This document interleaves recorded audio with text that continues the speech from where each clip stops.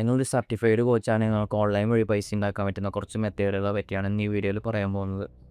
നമ്മുടെ ലിസ്റ്റിൽ ആദ്യം വരുന്നത് പ്രീ റെക്കോർഡഡ് കോഴ്സുകളാണ്. പ്രീ റെക്കോർഡഡ് കോഴ്സുകൾ നിങ്ങൾക്ക് ഉണ്ടാക്കിയതിന് ശേഷം എത്ര തവണ ആണെങ്കിലും വിൽക്കാൻ പറ്റും.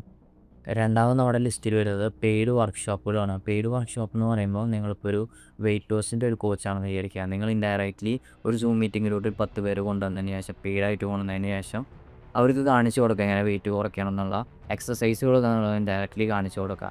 അതാണ് പെയ്ഡ് വർക്ക്ഷോപ്പുകൾ. മൂന്നാമത് നമ്മുടെ ലിസ്റ്റിൽ വരുന്നത് ഡിജിറ്റൽ പ്രൊഡക്റ്റുകളാണ്. ഡിജിറ്റൽ പ്രൊഡക്റ്റ് എന്ന് പറയുമ്പോൾ PDF, ഓഡിയോ, ഇമേജ്, അത് വീഡിയോ, പ്രീ റെക്കോർഡഡ് വീഡിയോയുടെ കാര്യം പറഞ്ഞിട്ടുണ്ട്, അതും ഡിജിറ്റൽ പ്രൊഡക്റ്റാണ്. ഇതൊക്കെ ഉണ്ടാക്കിയിട്ട് നിങ്ങൾക്ക് എത്ര തവണ ആണെങ്കിലും വിൽക്കാൻ പറ്റും. നാലാമത് നമ്മുടെ ലിസ്റ്റിൽ വരുന്നത് പെയ്ഡ് കമ്മ്യൂണിറ്റികളാണ്. ഇപ്പോൾ ടെലഗ്രാമിലൊക്കെ ഒരു ചാനൽ ക്രിയേറ്റ് ചെയ്ത് ആ ചാനലിലോട്ട് ജോയിൻ ആവാനായിട്ട് ഇത്ര രൂപ സബ്സ്ക്രിപ്ഷൻ മാസത്തിൽ അടയ്ക്കണം എന്നൊക്കെ പറഞ്ഞൊരു കമ്മ്യൂണിറ്റി ക്രിയേറ്റ് ചെയ്യാണ്. അതുവഴി നമുക്ക് പൈസ ഉണ്ടാക്കാൻ പറ്റും. ആ ഒരു ടെലഗ്രാം ചാനലിൻ്റെ ഉള്ളിൽ നമുക്ക് നല്ല വാല്യൂ ഒക്കെ കൊടുത്തു കഴിഞ്ഞ് കഴിഞ്ഞാൽ ഒരുപാട് പേര് അവിടേക്ക് വരും. അഞ്ചാമത്തെ നമ്മുടെ ലിസ്റ്റിൽ വരുന്നത് ഗ്രൂപ്പ് കോച്ചിങ് ആണ്. ഗ്രൂപ്പായിട്ട് ഒരാൾക്കാരെ വാട്സപ്പ് ഗ്രൂപ്പിലോട്ടോ ടെലഗ്രാം ഗ്രൂപ്പിലോട്ടോ ഗ്രൂപ്പായിട്ട് കൊണ്ടുവന്ന് അവരെ ഗ്രൂപ്പായിട്ട് പഠിപ്പിക്കുക. മൾട്ടിപ്പിൾ ആൾക്കാരെ ഒരു 10-20 പേരെയൊക്കെ ഗ്രൂപ്പായിട്ട് പഠിപ്പിക്കുക. അവരെ സൂം മീറ്റിങ്ങിലോട്ടും കൊണ്ടുവരും. അങ്ങനെ ഗ്രൂപ്പായിട്ട് കോച്ച് ചെയ്യുന്ന ഒരു രീതിയാണ് ഗ്രൂപ്പ് കോച്ചിങ്.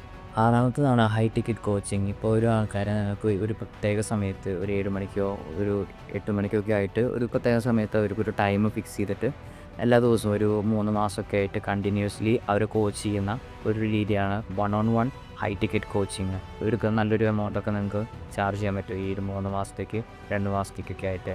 പിന്നെ ഏഴാമത് വരുന്നതെന്ന് പറയുന്നത് സർവീസാണ്. സർവീസ് നമ്മൾ ഇൻഡയറക്റ്റ്ലി അവർക്ക് ഇംപ്ലിമെൻറ്റ് ചെയ്ത് കൊടുക്കണം. അവർക്ക് എന്തെങ്കിലുമൊക്കെ കാര്യങ്ങൾ ചെയ്ത് കൊടുക്കുകയാണ്.